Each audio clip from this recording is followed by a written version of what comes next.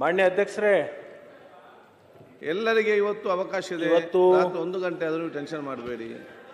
ವಿಶೇಷವಾಗಿ ಉತ್ತರ ಕರ್ನಾಟಕದ ಚರ್ಚೆಯಲ್ಲಿ ಭಾಗವಹಿಸಿ ಮಾತನಾಡಲಿಕ್ಕೆ ಅವಕಾಶ ಕೊಟ್ಟಿರ್ತಕ್ಕಂಥ ತಮಗೆ ನಂಬರ್ 16 ಧನ್ಯವಾದಗಳನ್ನು ಹೇಳ್ತೀನಿ. ಅದರ ಜೊತೆಗೆ ಅಧ್ಯಕ್ಷರೇ, ನನ್ನ ವೈಯಕ್ತಿಕ ಅಭಿನಂದನೆಗಳನ್ನು ಹೇಳಿದೆ. ಎಂಟೈರ್ ನಮ್ಮ ಹೌಸದ ಪರವಾಗಿ ಉತ್ತರ ಕರ್ನಾಟಕದ ಬಗ್ಗೆ ನಿಮಗೆ ಅಭಿನಂದನೆ ಹೇಳ್ತೀನಿ. ಯಾಕಂತಂದರೆ ಪ್ರತಿ ವರ್ಷ ನಮ್ಮ ಚಳಿಗಾಲದ ಅಧಿವೇಶನ ಪ್ರಾರಂಭ ಆದಾಗ ಯಾವುದೋ ಊರಾಗಿನ ಸುದ್ದಿ ತಂದು ಇಲ್ಲಿ ಚರ್ಚೆ ಮಾಡಿಕೊಂಡು ಏನೇನೋ ಮಾಡ್ತಾಯಿದ್ವಿ. ಆದರೆ ಪ್ರತ್ಯೇಕವಾಗಿ ಆರಂಭದಿಂದನೇ ಉತ್ತರ ಕರ್ನಾಟಕದ ಚರ್ಚೆಯನ್ನು ಮಾಡಲಿಕ್ಕೆ ಇಚ್ಛಾಶಕ್ತಿಯನ್ನು ಇಟ್ಕೊಂಡು ವಿರೋಧ ಪಕ್ಷದವರನ್ನು ಒಪ್ಪಿಸಿ ಮತ್ತು ಆಡಳಿತ ಪಕ್ಷದವರು ವಹಿಸಿ ಸುಸೂತ್ರವಾಗಿ ಇಲ್ಲಿವರೆಗೆ ನೀವು ಉತ್ತರ ಕರ್ನಾಟಕದ ವಿಶೇಷವಾಗಿರ್ತಕ್ಕಂಥ ಚರ್ಚೆಯನ್ನು ಮಾಡಲಿಕ್ಕೆ ಅವಕಾಶ ಮಾಡಿಕೊಟ್ಟಿರಲ್ಲ. ಉತ್ತರ ಕರ್ನಾಟಕ ಜನತೆ ಪರವಾಗಿ ನಿಮಗೆ ಅಭಿನಂದನೆಗಳನ್ನು ಈ ಸಂದರ್ಭದಲ್ಲಿ ಹೇಳ್ತೀನಿ. ಮತ್ತು ಅದರ ಜೊತೆಗೆ ನಮ್ಮ ವಿರೋಧ ಪಕ್ಷದ ಸ್ನೇಹಿತರಿಗೂ ಕೂಡ ನಾನು ಅಭಿನಂದನೆಗಳನ್ನು ಹೇಳ್ತೀನಿ. ಯಾಕಂತಂದರೆ ನಮ್ಮ ಡಾಕ್ಟ್ರದು ಈ ಸರಿಯಾಗಿ ಸ್ವಲ್ಪ ಆಲೋಚನೆ ಚೆನ್ನಾಗಿದೆ. ನೀವೆಲ್ಲ ಬೆಂಗಳೂರು ಕಸ ತಂದು ಇಲ್ಲಿ ಬೆಳಗಾವಿದಾಗ ಒಗಿತಿದ್ರಿ, ಈ ಸರಿಯಾಗಿ ಅದನ್ನು ಒಗೆದಿಲ್ಲ. ನೀವು ಕೂಡ ಉತ್ತರ ಕರ್ನಾಟಕದ ಚರ್ಚೆ ಮಾಡ್ತಕ್ಕಂಥ ಸಂದರ್ಭದಲ್ಲಿ ನೀವು ಕೂಡ ಸಹಕಾರ ಮಾಡಿದ್ದಕ್ಕೆ ನಿಮಗೂ ಅಭಿನಂದನೆಗಳನ್ನು ಹೇಳ್ತೀನಿ. ಅಧ್ಯಕ್ಷರೇ, ಉತ್ತರ ಕರ್ನಾಟಕ ಅಂದರೆ ಅನೇಕ ಕಡೆ ಇವತ್ತು ಚರ್ಚೆ ಪ್ರಾರಂಭ ಆಗ್ಲಿಕ್ಕೆ ಶುರುವಾಗಿದೆ. ಪ್ರತ್ಯೇಕ ರಾಜ್ಯದ್ದು ಅನೇಕ ಜನರು ಮಾತಾಡ್ತಕ್ಕಂಥದ್ದು, ಹೋರಾಟಗಳನ್ನು ಮಾಡ್ತಕ್ಕಂಥದ್ದು, ನಾವ್ಯಾರೂ ಕೂಡ ಅದಕ್ಕೆ ಸಹಮತ ಕೊಡ್ತಕ್ಕಂಥದ್ದು ಆಲೋಚನೆ ಇಲ್ಲ. ಅಖಂಡ ಕರ್ನಾಟಕ ಇರಬೇಕು ಮತ್ತು ಆ ಏಕೀಕರಣ ಆದಂಥ ಸಂದರ್ಭದಲ್ಲಿ ಅನೇಕ ನಮ್ಮ ಪೂಜ್ಯರು ಎಲ್ಲರೂ ಹಿರಿಯರು ಸೇರಿಕೊಂಡು ಅಖಂಡ ಕರ್ನಾಟಕ ಕಟ್ಟಿರ್ತಕ್ಕಂಥದಕ್ಕೆ ಉಳಿಸ್ಕೊಂಡು ಹೋಗ್ಬೇಕಂತಕ್ಕಂಥದ್ದು ನಮ್ಮೆಲ್ಲರಿಗೂ ಭಾವನೆ ಇದೆ. ಈ ಆಲೋಚನೆ ಯಾಕೆ ಬರ್ತಾ ಇದೆ ಅಂತಂದರೆ ಸ್ವಲ್ಪ ತಾರತಮ್ಯ ಏನು ಆಗ್ತಾ ಇದೆ. ಆ ತಾರತಮ್ಯ ಸರಿ ಹೋದದ್ದಾದರೆ ಅದಕ್ಕೆ ಏನು ಕುಡಿ ಹೊಡಿತಾ ಇದೆಯಲ್ಲ, ಅದನ್ನು ಆ ಕುಡಿ ಹೊಡಿತಕ್ಕಂಥದ್ದನ್ನು ನಾವು ಕಮರಿಸಲಿಕ್ಕೆ ಸಾಧ್ಯ ಆಗ್ತಿದೆ ಅಂತಕ್ಕಂಥದ್ದನ್ನು ಆಲೋಚನೆ ನಾವೆಲ್ಲರೂ ಮಾಡಬೇಕಾಗಿ. ವಿರೋಧ ಪಕ್ಷದ ನಾಯಕರಿಲ್ಲ, ಅವ್ರದ್ದು ಸ್ವಲ್ಪ ಅವಶ್ಯಕತೆ ಇತ್ತೇನೋ ಅಂತ ಅನಿಸ್ತದೆ. ಆದರೂ ಸಹಿತ ನಮ್ಮ ಡಾಕ್ಟ್ರು ಮತ್ತು ಅನೇಕರಿದ್ದಾರೆ. ಡಾಕ್ಟ್ರು ಅವನು ಉಪನಾಯಕನೂ ಅಲ್ಲ ಮತ್ತು ಅವನ ಕಡೆ ಕೈ ಮಾಡಿ ತೋರಿಸ್ತಿಲ್ಲ. ನಾಯಕರು ಉಪನಾಯಕರು ಒಬ್ಬರಿಬ್ಬರು ಒಳಗೆ ಒಬ್ಬರಿದ್ದರೆ ಅನುಕೂಲ ಆಗ್ತಿತ್ತೇನೋ ಅಂತ ನನ್ನ ಭಾವನೆ. ವಿರೋಧ ಬಿಡೋದು ನಿಮಗೆ ಬಿಟ್ಟುಕೊಟ್ರು. ಯಾಕಂದರೆ ಕೆಲವೊಂದು ಸಮಸ್ಯೆಗಳಿದ್ದಾವೆ. ಆ ಸಮಸ್ಯೆಗಳನ್ನು ನಾವು ನೀವು ಕೂಡಿ ಬಗೆಹರಿಸ್ತಕ್ಕಂಥದ್ದು ಒಂದು ಸಂದರ್ಭ ಇದೆ. ಸಿ ಪಾಟೀಲ್ರೇ, ಅದಕ್ಕೆ ವಿರೋಧ ಪಕ್ಷ ನಾಯಕರು ಅಥವಾ ಉಪನಾಯಕರು ಯಾರೋ ಒಬ್ಬರು ಬಂದರೆ ಒಳ್ಳೆಯದು ಅಂತ ನನ್ನ ಭಾವನೆ. ಬರೋದು ಬಿಡೋದು ಅವ್ರು ಬಿಟ್ಟುಕೊಟ್ಟದು. ಅಧ್ಯಕ್ಷರ, ಪ್ರಥಮವಾಗಿ ನಮ್ಮದು ಎಲ್ಲರೂ ಚರ್ಚೆ ಮಾಡಿದ್ದಾರೆ. ಉತ್ತರ ಕರ್ನಾಟಕದಲ್ಲಿರ್ತಕ್ಕಂಥ ಮತ್ತು ದಕ್ಷಿಣ ಭಾಗದಲ್ಲಿರ್ತಕ್ಕಂಥ ಕಾವೇರಿ ಮತ್ತು ಕೃಷ್ಣೆ ಇವು ದೊಡ್ಡ ನದಿಗಳು ರಾಜ್ಯದಲ್ಲಿ. ಇನ್ನು ಉಳಿದಿರ್ತಕ್ಕಂಥ ಮಹದಾಯದ ಬಗ್ಗೆ ನಮಗೆಲ್ಲರಿಗೂ ಕೂಡ ಕಾನೂನಾತ್ಮಕ ಏನು ನಡೆದಿದೆ ಅಂತಕ್ಕಂಥದ್ದೆಲ್ಲ ಗೊತ್ತಿದೆ. ನಾವು ನೀವು ಕೂಡಿ ಮಾಡಬೇಕಾಗಿರ್ತಕ್ಕಂಥದ್ದು ಕೃಷ್ಣಾ ಮೇಲ್ದಂಡೆಯ 524.256 ಇದನ್ನೇ ನಾವು ನೀರು ನಿಲ್ಲಿಸಬೇಕಾಗಿದೆ. ಈ ನೀರನ್ನು ನಿಲ್ಲಿಸೋಕ್ಕೋಸ್ಕರ ಮುಳುಗಡೆ ಆಗ್ತಕ್ಕಂಥ ಏನು ಪ್ರದೇಶ ಇದೆ ಸುಮಾರು 70,000 ಎಕರೆ. ಅದರ ಜೊತೆಗೆ R&R ಮಾಡಲಿಕ್ಕೆ ಮತ್ತು ಕಿನಾಲ್ ಮಾಡಲಿಕ್ಕೆ ಉಳಿದಿರ್ತಕ್ಕಂಥ ಜಮೀನು ಬೇಕು. ನಾನು ಸರ್ಕಾರಕ್ಕೆ ಮೊದಲನೇ ವಿನಂತಿ ಏನಂದರೆ, ಈ ಎಲ್ಲವೂ ಸೇರಿ ಸುಮಾರು 65,000 ರಿಂದ 70,000 ಕೋಟಿ ರೂಪಾಯಿಗಳು ಬೇಕು ಅಂತಕ್ಕಂಥದ್ದು ಬೇಡಿಕೆ ಇವತ್ತಿದೆ. 65-70,000 ಕೋಟಿ ಏಕಕಾಲಕ್ಕೆ ಕೊಡಲಿಕ್ಕೆ ಸಾಧ್ಯ ಆಗಲ್ಲ. ಈಗಾಗಲೇ ನಮ್ಮ ಕೃಷ್ಣಾ ನದಿ ಒಳಗೆ 519ಕ್ಕೆ ಏನು ನಾವು ನೀರು ನಿಲ್ಲಿಸಿದ್ದೀವಿ, ಅದನ್ನು 524ಕ್ಕೆ ಏನು ಒಯ್ಯಬೇಕಾಗಿದೆ. ಆ ಮೊದಲನೇದು ನಮ್ಮ ಕೆಲಸ ಏನಾಗಬೇಕಂದ್ರೆ, ಏನು ಮುಳುಗಡೆ ಆಗ್ತಕ್ಕಂಥದ್ದು ಸುಮಾರು 60,000 ಎಕರೆ ಏನು ಜಮೀನು ಮುಳುಗಡೆ ಆಗ್ತಿದೆ, ಅದಕ್ಕೇನು ಪರಿಹಾರ ಕೊಡಬೇಕಾಗಿದೆ. ಅಷ್ಟು ಪರಿಹಾರದ ಈಗಾಗಲೇ ರೇಟ್ ಫಿಕ್ಸ್ ಮಾಡಿಬಿಟ್ಟಿರಿ ನೀವು. ನೀರಾವರಿ ಇದ್ದದಕ್ಕೆ 40 ಲಕ್ಷ, ನೀರಾವರಿ ಹೊರತುಪಡಿಸಿರ್ತಕ್ಕಂಥ ಜಮೀನಿಗೆ 30 ಲಕ್ಷ. ಅದನ್ನು ಇಡೀ ರಾಜ್ಯದ ಜನ ನಾವೆಲ್ಲರೂ ಕೂಡ ಸ್ವಾಗತ ಮಾಡಿದ್ವಿ. ಒಳ್ಳೆ ದರವನ್ನು ನಿಗದಿ ಮಾಡಿದಾರು ಅಂತ ಅದನ್ನೆಲ್ಲ ತೊಗೊಳಿಕ್ಕೆ ನಾವು ಸಜ್ಜಾಗಿದ್ದೀವಿ.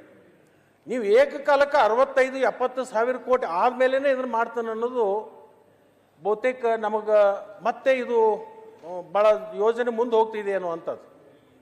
ಅದಕ್ಕೆ ನಾನು ಸರ್ಕಾರಕ್ಕೆ ವಿನಂತಿ ಮಾಡೋದೇನೆಂದರೆ, ಮೊದಲೇನು ಸುಮಾರು ಒಂದು 60-65 ಸಾವಿರ ಎಕರೆ ಮುಳುಗಡೆ ಆಗ್ತಕ್ಕಂಥ ಪ್ರದೇಶ ಇದೆ, ಅದಕ್ಕೆ ಹಣವನ್ನು ಕೊಟ್ಟು ನೀರು ನಿಲ್ಲಿಸುವಂಥದ್ದು ಆದದ್ದಾದರೆ ತಕ್ಷಣಕ್ಕೆ ನಮ್ಮ ಯೋಜನೆ ಪ್ರಾರಂಭ ಆಗುತ್ತೆ.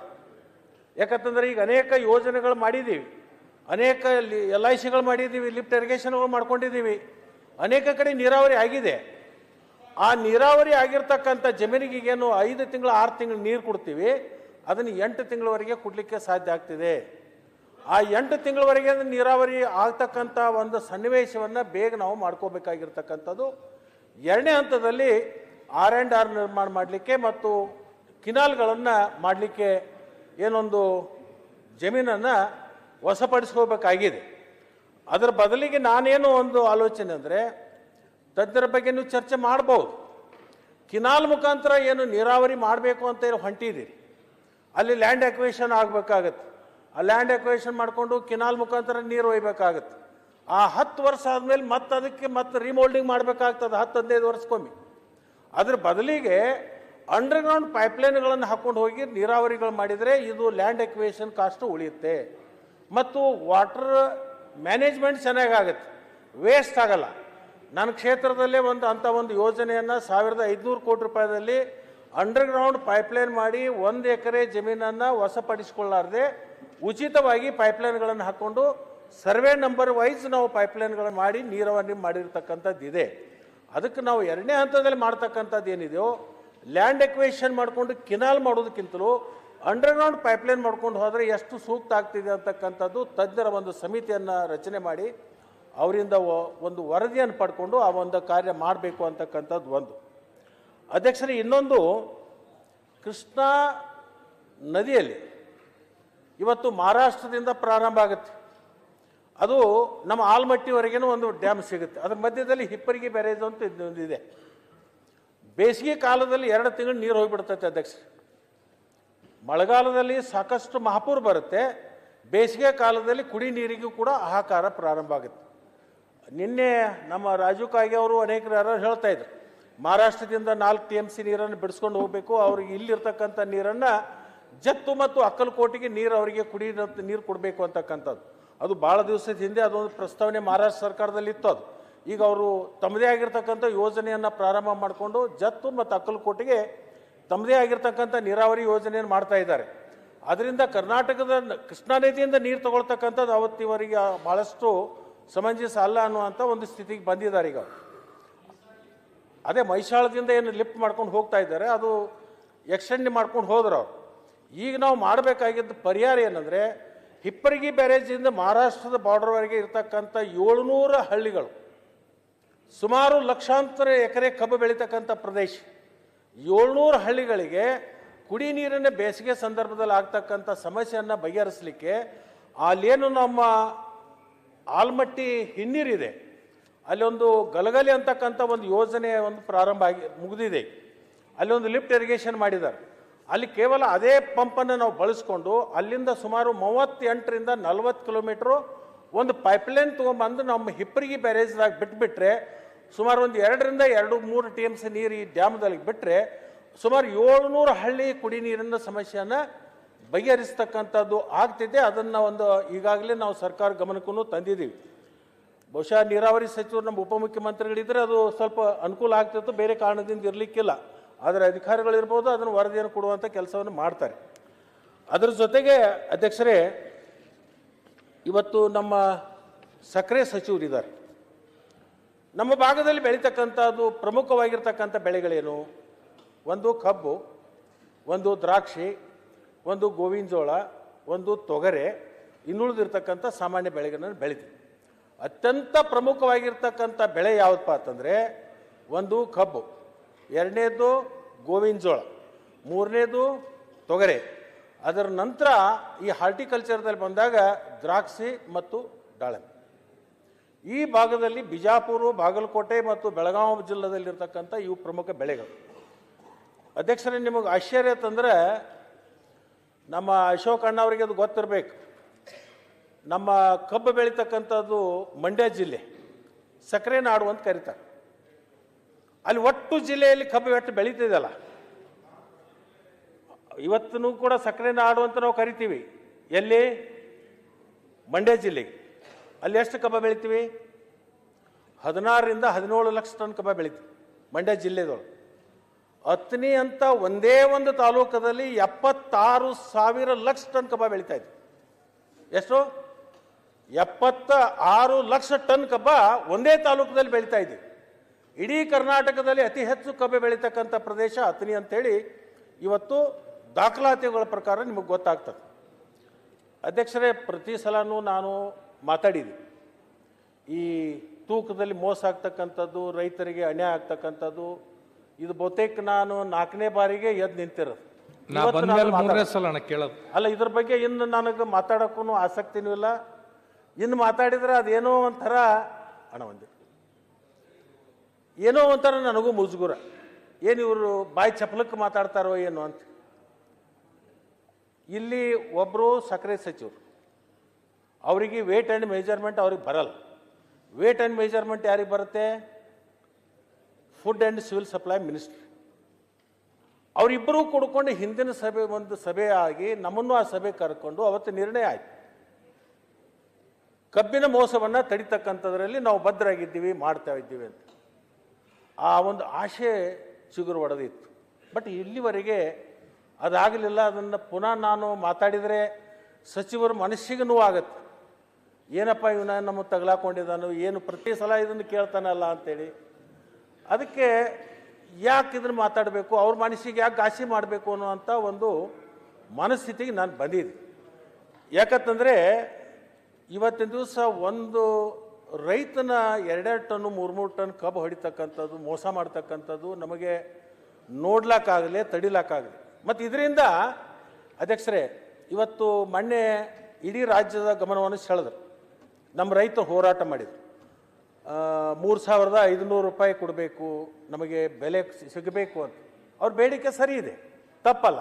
ಯಾಕಂತಂದರೆ ಇವತ್ತಿನ ದಿವಸ 1 ಟನ್ ಕಬ್ಬು ಬೆಳಿಬೇಕಾದ್ರೆ 1 ಎಕರೆಯಲ್ಲಿ ಎಷ್ಟು ಬರುತ್ತೆ, ಏನು ಬರ್ತದೆ ನನಗೂ ಗೊತ್ತು. ನಾನು ಒಬ್ಬ ಕಬ್ಬು ಬೆಳೆಗಾರಾಗಿ ಅದರದ್ದು ಅನುಭವಿಸಿದ್ದೆ. ಅವ್ರಿಗೆ ಕೇಳ್ತಕ್ಕಂಥ ತಪ್ಪಿಲ್ಲ. ಆದರೆ ಅದನ್ನು ಕೊಡ್ಲಿಕ್ಕೆ ಆಗೋದಿಲ್ಲ ಅನ್ನುವಂಥ ಒಂದು ವಾತಾವರಣ ಇದೆಯಲ್ಲ ಇವತ್ತು. ನಾನು ಯಾಕೆ ವಿರೋಧ ಪಕ್ಷದವ್ರನ್ನ ಕರೆದೆ ಅಂದರೆ, ಅವತ್ತಿನ ದಿವಸ ಎಲ್ಲ ಸಕ್ಕರೆ ಕಾರ್ಖಾನೆಯ ಮಾಲೀಕರನ್ನು ಕರೆದು ಮುಖ್ಯಮಂತ್ರಿಗಳು ಸಭೆ ಮಾಡಿಕೊಂಡು ಒಂದು ನಿರ್ಣಯ ಮಾಡಿ, ಏನು 3,250 ರೂಪಾಯಿ ಕಾರ್ಖಾನೆಯವ್ರು ಕೊಡಬೇಕು, 50 ರೂಪಾಯಿ ನಾವು ಸರ್ಕಾರದಿಂದ ಬೇಕಾದರೆ ನಾವು ಕೊಡ್ತೀವಿ. ಅದರಿಂದ ಸುಮಾರು ಹಣ ಸರ್ಕಾರದಿಂದ ಕೊಡಬೇಕಾಗತ್ತೆ. ಈ ವರ್ಷ ಕರ್ನಾಟಕದಲ್ಲಿ ನನ್ನ ಪ್ರಕಾರ 7 ಕೋಟಿ ಟನ್ನ ಕಬ್ಬು ನುರಿಸ್ತಕ್ಕಂಥದ್ದು ಆಗ್ಬೋದು. 7 ಕೋಟಿ ಅಂತಂದರೆ 350 ಕೋಟಿ ರೂಪಾಯಿ ಹೆಚ್ಚು ಕಡಿಮೆ ಸರ್ಕಾರದಿಂದ ಕೊಡಬೇಕಾಗತ್ತೆ. ಇದನ್ನ ಯಾಕೆ ಕೊಡಲಿಕ್ಕೆ ಅವ್ರು ಮನಸ್ಸು ಮಾಡಿದರು, ಯಾಕೆ ಬಂದರು ಮುಂದೆ? ರೈತರು ಹೋರಾಟ ಮಾಡ್ತಾ ಇದ್ದಾರೆ. ರೈತರ ನೆರವಿಗೆ ಸರ್ಕಾರ ಅಂತಕ್ಕಂಥದ್ದು ನಾವು ಮಾಡಬೇಕಾಗುತ್ತೆ. ಅವ್ರ ನೆರವಿಗೆ ಬಂದು 350 ಕೋಟಿ ರೂಪಾಯಿ ಆದ್ರೂ ಪರವಾಗಿಲ್ಲ, ನಾ ಹಣ ಕೊಡ್ತೀನಿ ಅಂತಕ್ಕಂಥ ಒಂದು ಇಚ್ಛಾಶಕ್ತಿಯನ್ನು ಪ್ರದರ್ಶನ ಮಾಡಿ ಇವತ್ತು ಘೋಷಣೆ ಮಾಡಿ ಎಲ್ಲ ಕಾರ್ಖಾನೆಗಳನ್ನು ಪ್ರಾರಂಭ ಮಾಡಿಸಿತ್ತು. ಆದರೆ ಅಧ್ಯಕ್ಷರೇ, ಕೇಂದ್ರ ಸರ್ಕಾರದ ಒಂದು ಜವಾಬ್ದಾರಿ ಇದೆ. ರಾಜ್ಯ ಸರ್ಕಾರದ ಹೆಂಗೆ ಜವಾಬ್ದಾರಿ ತಗೊಂಡು 350 ಕೋಟಿ ರೂಪಾಯಿ ಸರ್ಕಾರದ ಬೊಕ್ಕಸದಿಂದ ಕೊಡಲಿಕ್ಕೆ ಮುಂದಾದ್ರಲ್ಲ, ಅದೇ ಥರನಾಗಿ ನೀವು ಕಾಂಗ್ರೆಸ್ದ ಸರ್ಕಾರ ಇಲ್ಲಿ ಆಡಿದಾಗ ಅಲ್ಲಿ ಭಾರತೀಯ ಜನತಾ ಪಕ್ಷದ ಸರ್ಕಾರ ಕೇಂದ್ರದಾಗಿದ್ದಾಗ ನಿಮ್ಮನ್ನು ಹಣ ಕೊಡ್ರಿ ಅಂತ ನಾವು ಕೇಳ್ತಾ ಇಲ್ಲ. ನೀವು ಬರೇ ರೇಟ್ ಫಿಕ್ಸ್ ಮಾಡಿಕೊಡ್ರಿ, ಬರೇ ರೇಟ್ ಫಿಕ್ಸ್ ಮಾಡಿಕೊಡ್ರಿ. ನೀವು FRP ಪ್ರತಿ ವರ್ಷ ಹೆಚ್ಚು ಮಾಡಿಕೊಡ್ತೀರಿ, FRP ಪ್ರತಿ ವರ್ಷ ನೀವು ರೇಸ್ ಮಾಡ್ತೀರಿ. ಆದರೆ MSP ಯಾಕೆ ಮಾಡ್ತಾ ಇಲ್ಲ? MSP ಫಿಕ್ಸ್ ಮಾಡ್ಬೇಕು ನೀವು. ಯಾಕಂದರೆ ಕಾರ್ಖಾನೆನೂ ಉಳಿಬೇಕು, ಕಾರ್ಖಾನೆಗೆ ಕಬ್ಬು ಹಾಕ್ತಕ್ಕಂಥ ಕಬ್ಬು ಬೆಳೆಗಾರರು ಉಳಿಬೇಕು. MSP ರೇಟ್ ಏನಾಗೈತೆ ಅಂದರೆ ಅಧ್ಯಕ್ಷರೇ, 2018ರಲ್ಲಿ ಆಗಿದೆ. ಇವತ್ತಿನವರೆಗೂ ಕೂಡ MSP ರೇಟು ರೇಸ್ ಮಾಡಿಲ್ಲ. ಅದಕ್ಕೋಸ್ಕರ ಮುಖ್ಯಮಂತ್ರಿಗಳು ಎಲ್ಲ ಕಾರ್ಖಾನೆಯವರಿಗೆ ಒಂದು ಭರವಸೆ ಕೊಟ್ಟಿದ್ರು, ನಿಮ್ಮ ಪರವಾಗಿ ನಾನು ಪ್ರಧಾನಮಂತ್ರಿಗಳ ಹತ್ರ ಹೋಗ್ತೀನಿ, ನಿಮ್ಮ ಅಹವಾಲವನ್ನು ತೊಗೊಂಡು ಹೋಗಿ ಮುಟ್ಟಿಸ್ತೀನಿ, ಅವ್ರು ಮಾಡಿಸುವಂಥ ಕೆಲಸ ನಾನು ಮಾಡ್ತೀನಿ ಅಂತೇಳಿ ಅವ್ರು ಪ್ರಾಮಾಣಿಕ ಪ್ರಯತ್ನ ಮಾಡಿದರು. ಇಲ್ಲಿದು ಮನವಿ ತೊಗೊಂಡು ಹೋಗಿ ಕಿಶಿಂದ ಪ್ರಧಾನಮಂತ್ರಿಗಳಿಗೆ ಭೇಟಿ ಆದರು. ಮೊದಲನೇ ದಿವಸ ಆದಾಗ ಸಿಗಲಿಲ್ಲ, ಮಂಡೇ ಸಿಗ್ತೀನಿ ಬರ್ರಿ ಅಂತ ಹೇಳಿದರು. ಮತ್ತು ವಾಪಸ್ ಬಂದು ತಿರುಗಿ ಮತ್ತೆ ಮಂಡೇ ಹೋದರು. ಮಂಡೇ ಹೋಗಿ ಕೊಟ್ಟರು. ನಾವು ಕೇಳಿದ್ದೆಷ್ಟು? 41 ರೂಪಾಯಿ ಕೇಳಿ MSP. 41 ರೂಪಾಯಿ ನೀವು ಗ್ರಾಹಕರಿಗೆ ಹೊರೆ ಆಗ್ತದ ಅಂತಕ್ಕಂಥ ನಿಮ್ಮಲ್ಲಿ ಭಾವನೆ ಇದ್ದರೆ ಅದನ್ನು ನಾವು ಸ್ವಾಗತ ಮಾಡ್ತೀವಿ, ಇಲ್ಲ ಅನ್ನಲ್ಲ. ನೀವು 38 ರೂಪಾಯಿ ಗ್ರಾಹಕರಿಗೆ ಕೊಡ್ತಕ್ಕಂಥ ಸಕ್ಕರೆ ರೇಟ್ ಮಾಡ್ರಿ. ಈ ಕೋಕೋ ಕೋಲಾ ಏನು ಸಾಫ್ಟ್ ಡ್ರಿಂಕ್ ಮಾಡ್ತಾರಲ್ಲ, ಸ್ವೀಟ್ ಮಾರ್ಟ್ ಮಾಡ್ತಾರಲ್ಲ, ಅವ್ರು ಬೇಕಾದ್ರೆ 45 ಮಾಡಿ. ಪೇಡೆ ಮಾಡ್ತಕ್ಕಂಥವ್ರು ಇರ್ಬೋದು, ಜಿಲೇಬಿ ಮಾಡ್ತಕ್ಕಂಥವ್ರು ಇರ್ಬೋದು, ಸ್ವೀಟ್ ತಯಾರು ಮಾಡ್ತಕ್ಕಂಥವ್ರವರೆಗೂ. ಈಗ ನೀವು ಗ್ಯಾಸ್ ಕೊಡ್ತಕ್ಕಂಥ ಸಂದರ್ಭದಲ್ಲಿ ಗ್ರಾಹಕರಿಗೆ ಒಂದು ಬೇರೆ ಕೊಡ್ತೀರಿ ಮತ್ತು ಬಿಸ್ನೆಸ್ ಮಾಡ್ತಕ್ಕಂಥವ್ರಿಗೆ ಒಂದು ಬೇರೆ ಕೊಡ್ತೀರಿ. ಕಮರ್ಷಿಯಲ್ ಒಂದು ಕಮರ್ಷಿಯಲು, ಇನ್ನೊಂದು ಡೊಮೆಸ್ಟಿಕ್. ಅಲ್ಲಿ ಹೆಂಗೆ 2 ರೇಟ್ಗಳನ್ನು ಮಾಡ್ತೀರಲ್ಲ, ಸಕ್ರೆಯಲ್ಲಿನೂ 2 ರೇಟ್ ಮಾಡಿ. ನೀವು ಸಕ್ರೆಯಲ್ಲಿನೂ 2 ರೇಟ್ ಮಾಡಿರಿ. ಗ್ರಾಹಕರಿಗೆ ಒಂದು ರೇಟ್ ಬೇರೆ ಮತ್ತು ಈ ಸಾಫ್ಟ್ ಡ್ರಿಂಕ್ಸ್ ಮಾಡ್ತಕ್ಕಂಥವ್ರಿಗೆ ಮತ್ತು ಸ್ವೀಟ್ ಮಾರ್ಟ್ ಮಾಡ್ತಕ್ಕಂಥವ್ರಿಗೆ ನೀವು 40 ರಿಂದ 45 ರೂಪಾಯಿ 2 ರೇಟ್ ಮಾಡಿ. ಇದನ್ನು ಮಾಡಿದಾಗ ಕಾರ್ಖಾನೆಯವರಿಗೆ 3500 ರೂಪಾಯಿ ದರ ಕೊಡಲಿಕ್ಕೆ ಸಾಧ್ಯ ಇದೆ. ನಿಮ್ಮಿಂದ ಏನೂ ಇರಲಿ, ನಿಮ್ಮ ಕೈಲಿಂದ ಕೊಡಬೇಕಾಗಿಲ್ಲ. ಸಿದ್ದರಾಮಯ್ಯನವರು 350 ಕೋಟಿ ಕೊಟ್ಟರೆ ಕೈಲಿಂದ, ನೀವೇನೂ ಕೊಡಬೇಕಾಗಿಲ್ಲ. ನೀವೇನು ಇನ್ನೂ ಕೊಟ್ಟಿಲ್ಲ, ಆ ಮಾತು ಬೇರೆ. ಇನ್ನು ಕುಡಿದ್ರೂ ಬೇಡ, ಬರೇ ನಿಮ್ಮ ಒಂದು ವಾಕ್ಯ ಬರಲಿ ನಮಗೆ. ಒಂದು ಅಧ್ಯಕ್ಷರೇ, ಇದರ ಜೊತೆಗೆ ಮತ್ತೊಂದು ಹೋರಾಟ ಪ್ರಾರಂಭ ಆಯಿತು. ಗೋವಿನ ಜೋಳದ ಹೋರಾಟ ಪ್ರಾರಂಭ ಆಯಿತು. ಭಾರತೀಯ ಜನತಾ ಪಕ್ಷದ ಅಧ್ಯಕ್ಷರು ಅದರಲ್ಲಿಯೂ ಭಾಗವಹಿಸಿದ್ರು, ಇದರಲ್ಲಿಯೂ ಭಾಗವಹಿಸಿದ್ರು.